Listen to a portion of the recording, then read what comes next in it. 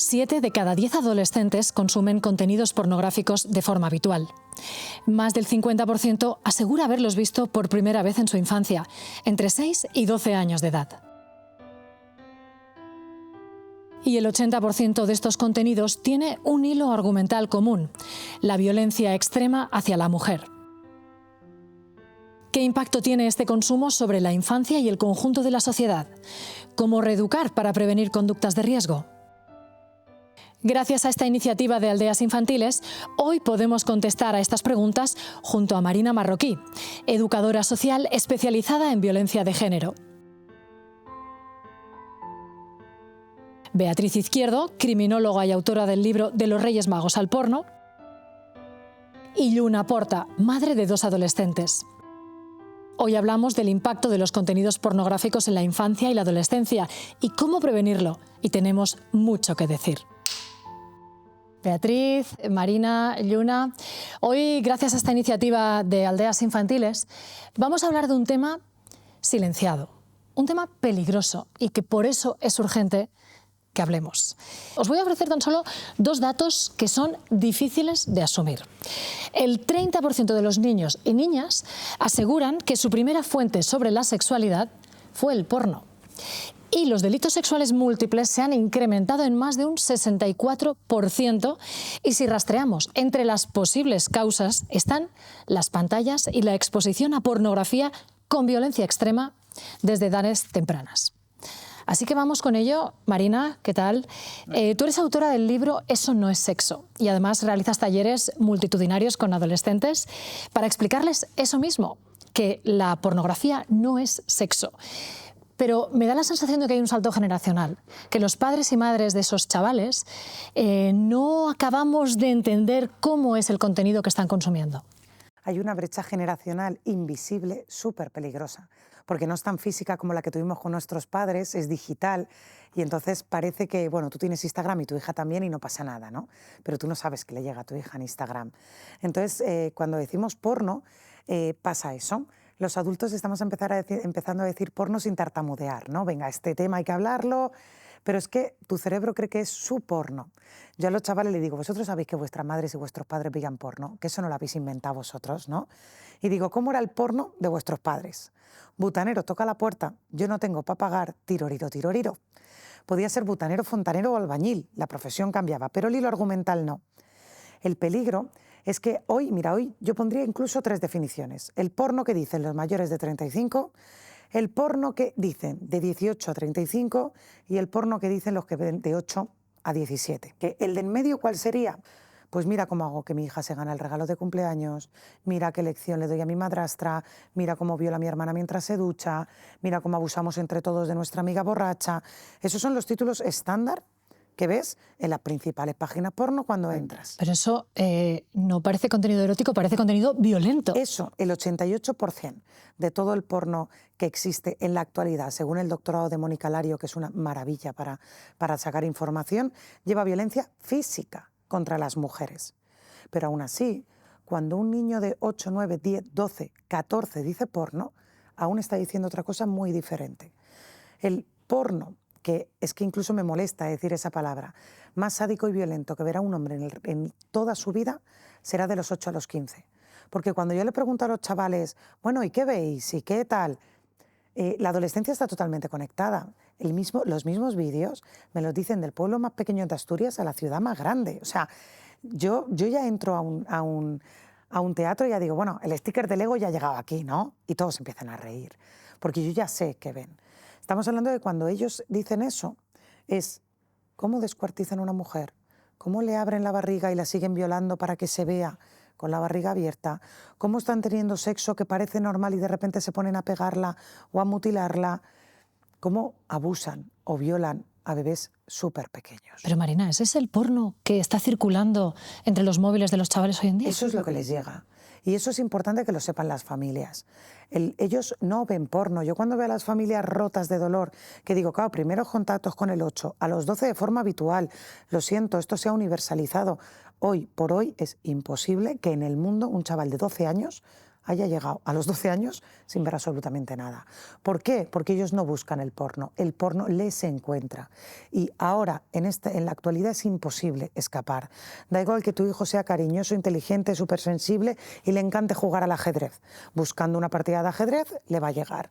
O chavales que están jugando a la consola pero súper vigilados, están jugando a la patrulla canina. Pues enlaces de mira lo que hace Sky en este vídeo. Todo esto son cosas reales que yo me encuentro en las aulas. ¿Tu hijo juega al GTA? Vale, pregúntale qué pasa en la zapatería del GTA y que te lo explique. ¿Tu hijo escucha música? Vale, tú dile, oye, ¿conoces una canción que dice qué bonitos ojos tienes? ¿Cómo sigue? Y si ves que se ríe. Cuando tu hijo tiene 12 años ya, pues tú mientras estás comiendo lentejas, que a mí me encanta el ejemplo de las lentejas, dile, oye, ¿te paso el bucaque? Si se le cae la cuchara, pues tu hijo ve porno. O sea, pero desdramatizando... Pero porno violento. Porno muy violento. La cuestión no es por qué tu hijo a los 8, 9, 10 años ve porno. La pregunta que nos deberíamos hacer es por qué el porno quiere encontrar a nuestros chicos de los 8, 9, 10 años. Esa es la pregunta, porque el porno les encuentra, ellos no quieren verlo. Pornhub es la tercera empresa más influyente del mundo después de Google y Facebook. En lo que más invierte es en ingeniería informática, o sea, es imposible escapar, y en psicología y psiquiatría. Ellos tienen muy medidos los tiempos de por qué quiere llegar de los 8 a los 12.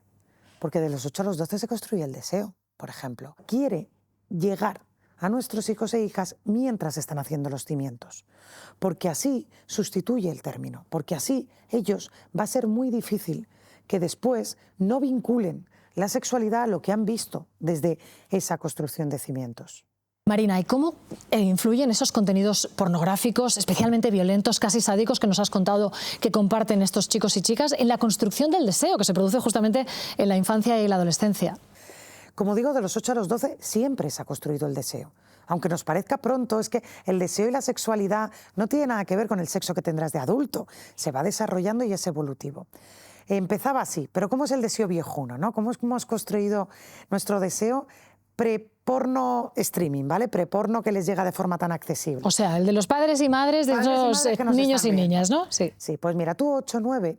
veías a la persona que te gustaba, te daba la risica, se lo decías a una amiga o a un amigo, ¿no? Estás ahí un tiempo, me gusta, no me gusta, ¿qué me pasa a mí, no? ¿Por qué esa reacción?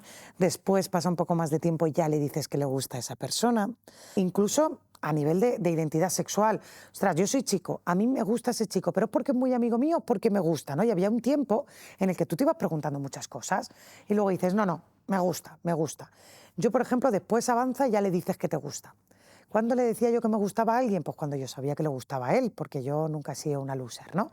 Entonces, ya le dices que te gusta. Pasaba un poco más de tiempo y formalizabais la relación. Eso era precioso, porque era daros la mano en la esquina del patio, que parecía casi que pasabas droga. Tenían que verte todo el alumnado, pero ningún profesor. Luego pasaba un poco más de tiempo y la primera cita a solas.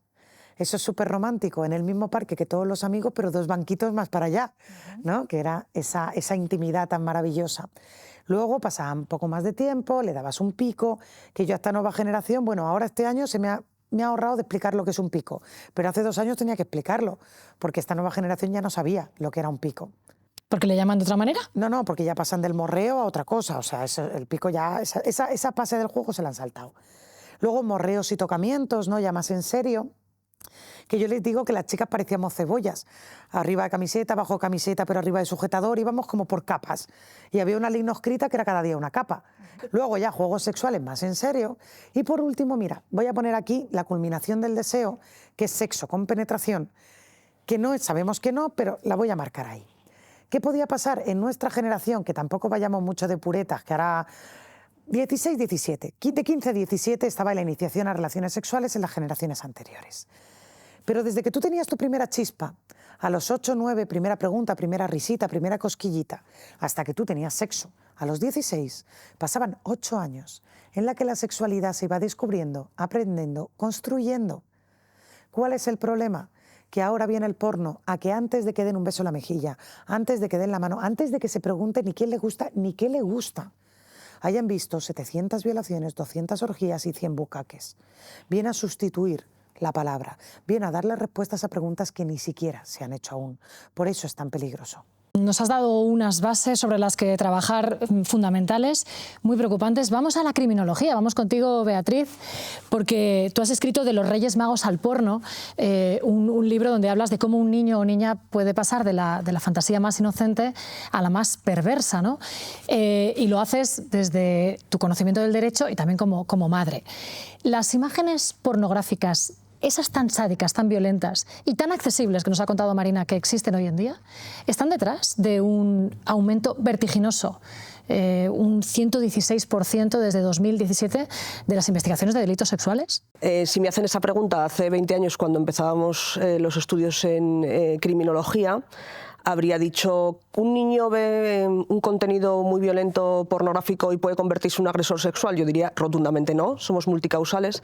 ¿Qué es lo que nos preocupa ahora? Nos preocupa, y por eso se está poniendo mucho el foco en este contenido pornográfico con tintes sádicos, que empiezan a aparecer una serie de niños que no provienen de hogares disfuncionales, han tenido un entorno familiar en el que se han sentido queridos, tienen unos expedientes académicos buenos o incluso brillantes y no han tenido conductas antisociales que se pueden ver testificando, son lo que se ha denominado también en Estados Unidos en algunos casos los good boys, ¿no? Los buenos chicos, que de repente pues te echas a llorar delante de un fiscal o de un juez porque no entiendes qué mal estabas haciendo cuando intentaste practicar una asfixia sexual porque pensabas que eso le iba a gustar a tu pareja porque es que era lo que llevabas consumiendo muchísimo tiempo y se veía a la persona disfrutar. Entonces, porque nadie les ha dicho que esa práctica es violenta.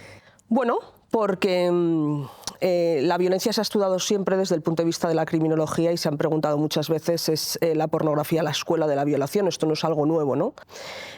Cuando se han estudiado a los grandes depredadores sexuales, asesinos seriales, a lo largo de la historia, concretamente lo hizo Robert Ressler, agente del FBI, creador de la Unidad de Ciencias de la Conducta en Quantico, Virginia, entrevistó a muchos de estos depredadores sexuales y llegó a unas conclusiones valiosísimas. Una de ellas era que por qué muchos niños que habían sufrido infancias muy traumáticas, por qué en estos historiales de gente a lo mejor que había sufrido abusos sexuales en la infancia, unos sí y otros no, porque claro, decir por ejemplo que una persona que ha sufrido un abuso sexual en una infancia se va a convertir en un depredador sexual no solo es tremendamente falso, sino que sería tremendamente injusto, porque muchas víctimas, por ejemplo, de abusos sexuales en la infancia, lejos de convertirse en depredadores sexuales, se dedican a ayudar y pueden estar ejerciendo profesiones en fuerzas y cuerpos de seguridad, en pediatría o en colegios para intentar proteger una infancia como fue la suya, que fue desprotegida. Entonces lo que se preocupaba a Robert Ressler es por qué unos sí y otros no. Y lo que decía es, esas infancias que habían estado tremendamente traumatizadas habían encontrado una figura salvadora en la siguiente fase, la preadolescencia, entre los 8 y los 12 años. Lejos de seguir siendo expuestos a esos contenidos tan nocivos, alguien los salvó. Entonces, claro, si juntamos estos estudios y estas conclusiones valiosísimas con que nuestros niños entre los 8 y los 12 años, que es lo que fijan la mayoría de los estudios, ya han tenido el primer tipo de contacto con un tipo de pornografía violenta, tenemos una bomba de relojería entre las manos de la que tenemos que estar muy pendientes. Es verdad que desde el punto de vista de la criminología yo defiendo que este foco importantísimo que es la pornografía no nos puede deslumbrar y que dejemos de ver el resto de causas, ¿no? Entonces, bueno, somos multicausales y desde luego este tipo de pornografía está dañando a nuestros menores. Tú hablas de la importancia de una criminología educativa para ayudar a estos chavales, a estos adolescentes a entender que pueden estar presenciando delitos, incluso participando en delitos, en el simple hecho de difundir un vídeo. Bueno, por supuesto. Yo recogí en el lema de mi proyecto, que busca divulgar sobre peligros reales existentes, mi lema es: no podemos defendernos de aquello que no conocemos. Efectivamente, soy especialista en criminología, pero fundamentalmente soy madre de un preadolescente y me daba cuenta que la gente de mi entorno, de muy distintos estratos económicos y culturales, no tenía conocimiento de estos peligros, así que decidí dar un paso al frente y salir adelante con este tema porque no estaba dispuesta a proteger solo al mío, ¿no? Había que proteger a los niños frente a esto. Los niños hemos cometido dos errores garrafales. Uno, entregar un dispositivo móvil sin medir las consecuencias de aquello que les estábamos entregando. Nadie en su sano juicio, por mucho que ejerzamos muy distintas maternidades y paternidades, habría entregado un dispositivo móvil a los menores sin ningún tipo de control si hubiéramos sabido que depredadores sexuales con perversas intenciones iban a entrar en nuestros hogares, iban a contactar con nuestros hijos y les iban a inducir, y en el peor de los casos, a conseguir que ellos mismos autogeneren imágenes de pornografía infantil, que se dice pronto. y de otro lado que iban a acceder a un tipo de contenido eso pornográfico, es pedofilia, violento y sádico. ¿No? Bueno, son pedrastas en los salones de nuestra casa. Hay que tener claro que están entrando por el móvil de nuestros hijos. Bueno, es que, los pedrastas están donde están los niños. Antes estaban en los parques, nos hemos criado con esa criminología educativa que tenían inculcada nuestros padres, que estaban mejor que nosotros porque nos decían, oye, es que no se habla con desconocidos en un parque y no se aceptan regalos de desconocidos ni un caramelito a la puerta de un colegio, ¿no? Es algo con lo que nos hemos criado todos los que hoy somos de esta generación. Bueno, pues es que eso es criminología educativa, es que tú tienes que decirle a tus hijos es que no se habla con desconocidos, pero no se habla con desconocidos ni por WhatsApp, ni por Fortnite, ni por ningún tipo de contacto online. Y antes he dicho que hemos cometido 2 errores. El segundo, y yo soy una defensora de esta medida, es a los niños y a las niñas en los colegios y los institutos hay que darles, a partir de los 12 años, porque con 14 van a ser personas imputables, clases de derecho penal y de la ley que regula la responsabilidad penal del menor. La finalidad de las penas es la reinserción, y más cuando estamos hablando de menores, porque no se habla de penas, se habla de medidas, ¿no?, de resocialización. Pero tiene una finalidad también preventiva, porque no queremos que nuestros niños y nuestras niñas no sean víctimas ni verdugos. Entonces, una niña que desconoce que lo que a lo mejor le está pasando es constitutivo de delito no va a denunciar jamás porque piensa que lo que le está pasando le puede pasar. Y un agresor que no conoce que su conducta está tipificada en el ordenamiento jurídico no se va a disuadir de realizarla porque piensa que no está realizando nada malo, y entonces estamos hablando otra vez del caso de voy a practicar aquí la asfixia sexual yo, que a esta segura que le gusta. Y es importante alertar sobre estos peligros, desde luego. Bueno, y lo estamos haciendo gracias a vuestras aportaciones y también a la de Lluna. Queremos también ese punto de vista de una madre de 2 adolescentes. Creo que tus hijos, Lluna, tienen 14 y 18 años. Y me gustaría saber cuánto de lo que ha contado Marina, de lo que ha contado Beatriz, es algo que tú has visto reflejado. O si tú en un momento dado percibiste que tus hijos consumían porno sádico de este tipo, de contenido violento. Bueno, de hecho, lo que ellas han contado ya lo conocía. Hace 10 años vi un vídeo en YouTube de Gary Wilson que se llama The Great Porn Experiment, el gran experimento del porno, y explicaba ya todos estos problemas. También soy docente, entonces veía estas conductas. Entonces, igual que yo sabía que mis alumnos lo veían porque me lo encontré y las familias no lo sabían, pues entonces yo también di por hecho que mis niños no serían menos. Esto es un mensaje muy importante para aquellos que nos estén viendo, que entiendan que esto está pasando en sus casas. Dicen, mi hijo no, pero eso no es así, estadísticamente eso no es así. Entonces, aunque no había pasado nada, pues yo estaba un poquito alerta con estos temas. Entonces, ya cuando tenían 11, 12 años, empecé a hablarles de este tema, pues porque por estadística seguramente se encontrarían con esto, ¿no? Pero ya antes les hablé de los abusos sexuales, les hablé de que había gente mala, porque me pareció importante nombrarlo, ¿no? O sea, les hablé de que nadie podía tocar sus partes privadas ya desde que eran infantil, ¿no? Entonces, darles palabras a los niños va muy bien, pues para que te puedan decir, pues me han tocado el pene. Si no les has dado la palabra no te lo podrán decir, ¿no? Y luego les intenté, pues, proteger de todo el tema online, pues no dándoles acceso a nada. Pero aún así yo sabía que en casa de un amigo, en el colegio, en cualquier sitio, porque son seres sociales, pues iba a pasar esto, ¿no?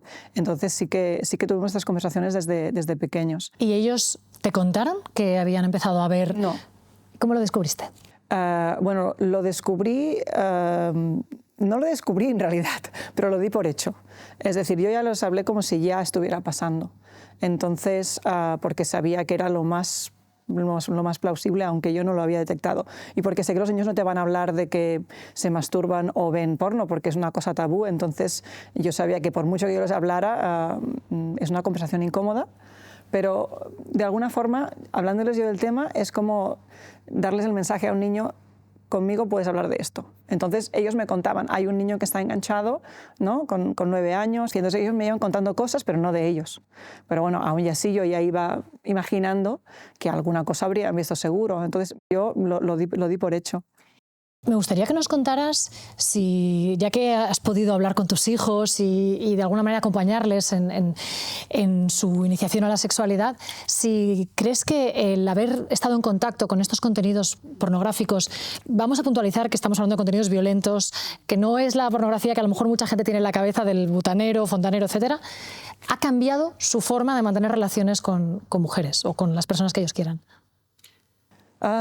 Bueno, que habrá condicionado seguro, porque es que yo creo que esto, si condiciona a los adultos, no, claro que va a condicionar a los niños. Se demostró una cosa muy valiosa porque mi hijo, desde los 14 años, que tenía presión para perder la virginidad, porque él había interiorizado que si no perdía la virginidad, entonces era un perdedor, prácticamente, ¿no?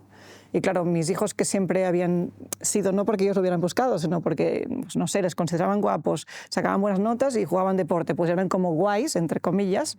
Entonces ellos, nadie quiere perder este estatus, ¿no? Cuando eres un niño quieres gustar. Pues ellos, claro, obviamente no querían ser el último y pues ya sentían a los 14, bueno, de hecho a los 13 y medio ya Gerard estaba preocupado porque ya como que iba tarde porque él no había hecho nada. Y yo le decía, pues vas muy bien, o sea, tú tranquilo, o sea, ya se dará, es que no hay prisa, pues con la chica que te guste y no hace falta correr, ¿no? Pero él yo le veía que tenía esta preocupación. Esa presión es cierta, estamos marcando que ahora el inicio de relaciones sexuales son los 13, porque claro, mira, el porno, cuando les llega al principio no es sexual, es socializador, somos seres sociales. O sea, el porno se tira años que no tiene nada que ver con el sexo, es yo sé que aquí hay tetas, yo sé que eso está prohibido, yo si lo enseño en el patio, soy el protagonista del patio. El siguiente ya buscará una burrada más grande para ser el protagonista del patio siguiente. Y tiene ese efecto socializador. Los chicos lo ven primero para socializar y luego para excitarse. Las chicas lo ven un poco más tarde para aprender. Marina, precisamente Yuna ha hablado de lo que ven en el porno como una guía. ¿Un tutorial? Es un tutorial, sí. Pero claro, es el tutorial que menos desearíamos para que nuestros hijos es que es el manual e hijas del sexo, aprendan. O sea, los niños piensan realmente que no te tienen que preguntar nada porque ya lo saben todo. Pero en la era de la ese es el problema. En la era de la información están más desinformados que nunca. Exactamente. Beatriz, adicción a la pornografía. ¿Por qué provoca adicción y qué consecuencias tiene el hecho de que haya chavales adictos a la pornografía? Para hablar de esto hay que tener en cuenta lo que yo recojo en mi libro, que son varios conceptos: dopamina, tolerancia, innovación. Existen grandes investigadores que lo han desarrollado. Estaba Norman Deutsch con el cerebro que se cambia a sí mismo, o Gary Wilson, al que ha hecho referencia con Your Brain on Porn. Son personas que han detectado que parecía que lo que hace muchos años se consideraba para nosotros un porno más violento, y sería casi un porno soft o suave, que lo llaman, ¿no? Entonces consideran, ¿es esto una moda? ¿Han cambiado las modas? Bueno, ellos hablan de que no estamos hablando de moda, estamos hablando de un concepto que se maneja en todas las adicciones, que es el concepto de la tolerancia.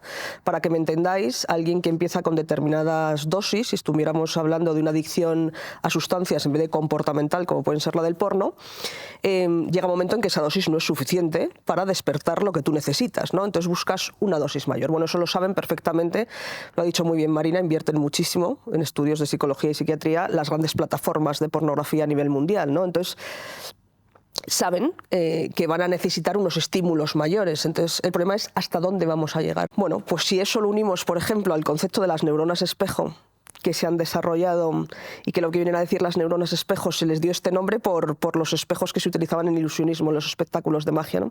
Lo que dice es que hay una serie de neuronas que se activan en nuestro cerebro no solo cuando realizamos una acción, sino cuando vemos realizar la acción a otro.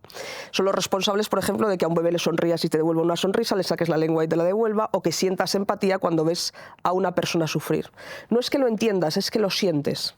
¿Qué pasa con el porno? Que nuestro cerebro se estaría comportando como si fuéramos el protagonista de esa escena que estamos viendo. Bueno, vamos a elegir como sociedad responsable de qué escena queremos ser el protagonista. Porque tú puedes querer ser el protagonista de una escena erótica o de una escena en la que no exista ningún tipo de violencia, pero ¿querríamos ser los protagonistas? ¿Realmente quieres dejar a tu cerebro ser el actor principal de una agresión sexual grupal que estás consumiendo? Hombre, reflexionemos sobre esto. Tú que estás en contacto con chicos y chicas en tus charlas, ¿percibes que hay un problema de adicción en algunos, que está creciendo incluso esa tendencia a que consuman de forma obsesiva? Es que yo creo que incluso la adicción se está generalizando y ya la tienen tan normalizada que hablan de adicción cuando se han podido desenganchar de. O sea, pero como está tan generalizado y tan normalizado en su grupo de iguales, todos lo hacen, son stickers que me mandan los amigos, tienen un estímulo. Claro, es que mientras están viendo, cuando la Play dicen hacemos la pausa para la paja. Claro. Paran de jugar, ponen porno y se masturban. El chat de la Play es una de las grandes canales de captación y de envío de pornografía y de captación al final de contenido pederasta. O sea, ¿por qué? Porque muchos pederastas están ahí, se los meten después en grupos masivos de Telegram o de Discord para mandar el contenido más sádico y violento. O sea, los captan y la principal... Yo cuando dicen a mí el otro día, la semana pasada me dice un chaval, Marina, nos cae muy bien, pero ahora están todas las familias organizándose en el país para quitarnos los móviles. Y el porno, ¿no te han dicho, claro, nos vais a quitar el porno? Sí, sí. A mí me han dicho, nos vais a quitar el porno. Y digas que entra por el chat de la Play, que como nos quiten la Play también, ¿qué nos queda, no? En el año 2022 se llevaba a cabo una macrooperación en nuestro país y esto creo que es importante porque la gente si no piensa que estas cosas pasan en Kentucky y que, bueno, estoy hablando de Málaga. De la provincia de Málaga, la OCO de la Guardia Civil llevaba a cabo una magnífica operación y detenía a un depredador sexual que había conseguido captar a nuestros niños a través de videojuegos, concretamente muchos de ellos a través de Fortnite. Había conseguido más de 2.000 archivos de los menores y, bueno, cómo se había producido esto. Estoy hablando de víctimas en algunos casos de 9 años. Unos padres descubrían que su hijo pequeño había instalado la aplicación de Skype en el móvil de su hermano mayor. No entendían por qué y cuando se paran a hablar con él, un adulto había contactado con él a través del videojuego y la recompensa que le ofrecía si le hacía videollamadas en las que se mostraba él pues, desnudo o con un contenido sexual explícito, bueno, le compraba esas recompensas que tanto quieren nuestros niños, que son las skins para sus avatares, ¿no? Entonces, una de las cosas de las que yo alerto cuando doy ponencias a los padres o a los adultos es, también es importante vigilar el dinero de nuestros hijos, ¿no? Porque el dinero ya no es solo un cerdito en el que tú metes monedas, un cerdito de barro, dinero también ahora es niñas vendiendo ropa interior a través de... bueno, pues de plataformas de venta de segunda mano porque las han contactado y el destinatario final os podéis imaginar quién puede ser y por qué quiere su ropa interior, o un videojuego en el que se les ha metido en su cuenta pues beneficios. Esto hay que tenerlo en cuenta. Y es conocer y saber qué pasa. Y que pasa de forma general y que tú... Porque yo mira, mi taller dura prácticamente 3 horas. Lo que pasa después es una cola muy larga, sobre todo de chicas, llorando porque han reconocido esa violencia sexual, Y ella me dice, pero ¿yo a quién se lo cuento? ¿A quién le cuento que parecía majo en Instagram? A mí me cuentan los chavales de tercero y cuarto de la ESO. Es que cuando llegan en primero nos las rifamos, nos las elegimos. A las 2 o 3 semanas de estar juntos, te pido un vídeo o una foto y luego la paso por todo el instituto. ¿Esa es una de las consecuencias, Marina, de aprender el sexo viendo porno violento? Porque imagino que estamos hablando aquí de los riesgos que tiene, por ejemplo, en tanto en cuanto se pueden convertir en potenciales víctimas de pedofilia, de explotación sexual, pero también en su propio desarrollo, ¿no? ¿Cuáles son las consecuencias que tiene para los niños y niñas aprender el sexo viendo pornografía? Son muchas las consecuencias, ya hemos ido diciendo algunas durante esta charla: la normalización de la violencia sexual, la aparición de nuevas violencias sexuales, el aumento de prácticas de riesgo, el aumento de la violencia de género en adolescentes. Todo el trabajo que veníamos hechos de prevención, esto no se limita solo al sexo.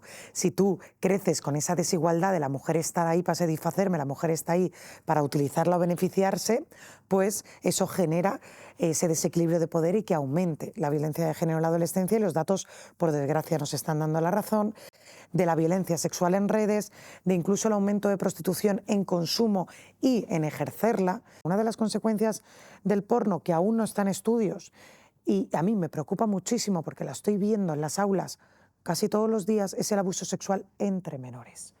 ¿Por qué? Porque a los 8, 9 o 10 años tu hijo no tiene un concepto del sexo. No sabe, pero ¿sabes lo que está su cerebro a tope? Con el juego simbólico. Escenificar lo que ven, jugar a lo que ven, imitar. Es que así construyen los juegos los menores y así aprende la infancia. Claro, cuando ven esos vídeos no saben que eso está mal, no saben, pero ¿cuánto creéis que van a tardar cuando les bombardean con esos vídeos a hacer lo mismo o jugar a lo mismo con su amiguito del cole, con su hermana, con su vecina? Esto es peligrosísimo, porque si no tienen esas herramientas de comunicación, si nadie les ha hablado de esto, no lo van a hablar porque van a creer que es un juego, pero claro, van a tener consecuencias gravísimas toda su vida porque han sufrido y ejercido abuso sexual infantil. Claro, y además a veces no es fácil de detectar cuando alguien está siendo agresivo contigo o cuando te está ejerciendo violencia. Tú misma has contado que desde los 15 años habías sufrido violencia de género y ni siquiera eras consciente de ello. Cuesta mucho. Yo cuando me pongo delante de la adolescencia, al final que les cuento mi historia, les digo, yo no vengo a dar lecciones de nada. ¿De qué? Si yo soy el ejemplo a no seguir. Si a mí me maltrataron de los 15 a los 19 años, pero yo no salí. A mí me sacó mi familia. Yo, pese a que llegué a una violencia extrema, yo no identificaba esa violencia. Y con el nuevo monólogo Eso no es sexo, les digo lo mismo. Digo, si yo tardé años en reconocer la cantidad de veces que me habían violado. ¿Por qué? Porque el sexo se convirtió en la única estrategia que yo tenía para que él no se enfadara, para que él no fuera más agresivo, para estar bien, para ser felices, para estar tranquilo. Entonces, claro, yo les explico que yo a veces decía que no, porque si está hora y media insultándome, pues mira, yo no quería y a mí me habían educado en tú puedes decir que no. Yo decía que no. Luego podían pasar dos cosas, o que lo hiciera igual haciéndome mucho más daño, o que se fuera diciendo que era una mierda, que se iba a ir con otras y no me contestara los mensajes en 2 semanas. Pues mira, yo aprendí muy rápido algo que chavalas me siguen diciendo con 13 y 14. Marina, no seas exagerada, a mí que me cuesta, si él está todo motivado, pues yo me quedo quieta y que pase pronto. Y a mí una de las que me preocupa muchísimo es la influencia en la empatía. De los 8 a los 12 se está desarrollando en el cerebro la empatía, la capacidad de sentir el dolor de otra persona. Porque el porno no solo quiere que veas a una chica sufrir, incluso destrozada, y no te duela. Te está diciendo que te tiene que excitar, y eso para un cerebro en desarrollo es otra frontera. Yo les digo que si saben por qué el porno es gratis. El porno es gratis porque pagan un precio muy alto. Y creo que es algo que tenemos que saber y desarrollar al máximo la empatía, la tolerancia a la frustración y el dolor ajeno para que cuando llegue eso automáticamente lo rechacen porque vaya contra sus valores más fundamentales. Bueno, ya hemos identificado, y creo que la gente que nos está acompañando también, que el porno es violencia fundamentalmente hacia la mujer y que esa violencia está educando a niños y niñas en la sexualidad. ¿Cómo prevenimos? ¿Qué hacemos?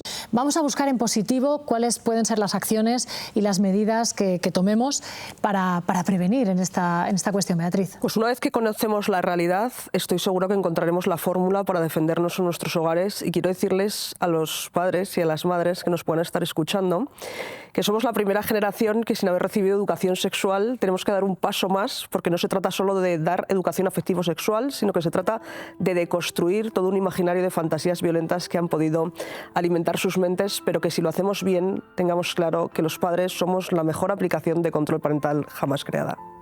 Lluna, como madre, ¿cuál sería tu mensaje final sobre esa prevención que podemos ejercer? Hablar, hablar y hablar. Escucharles, pero sobre todo también formarles, educarles, explicarles cómo vemos nosotros la sexualidad y las relaciones afectivos sexuales, para que tengan otros referentes y no solamente el porno, pero sobre todo, incluso aunque reciban los mejores talleres de los mejores profesionales, aunque los padres acompañen muchísimo, hay un tema que es un cerebro inmaduro. O sea, cuando un niño tiene un cerebro inmaduro, cualquier uso es abuso. Marina. Pues yo creo que es legislar, educar, formar, hablar, hablar y hablar, tienes toda la razón, y luego curar.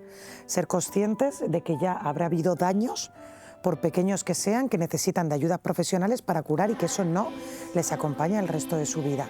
Y que no tengan miedo a conversaciones, no tengan miedo a sentirse vulnerable, a yo de esto no sé y es la primera vez que lo hablo. Que al final educar acompañando también significa eso. Es mejor en esto tener una conversación un año antes que un día después. Pues muchísimas gracias a las tres por haber apoyado esta iniciativa de Aldeas Infantiles. Tenemos mucho que decir y desde luego se ha dicho, reflexionaremos. Gracias.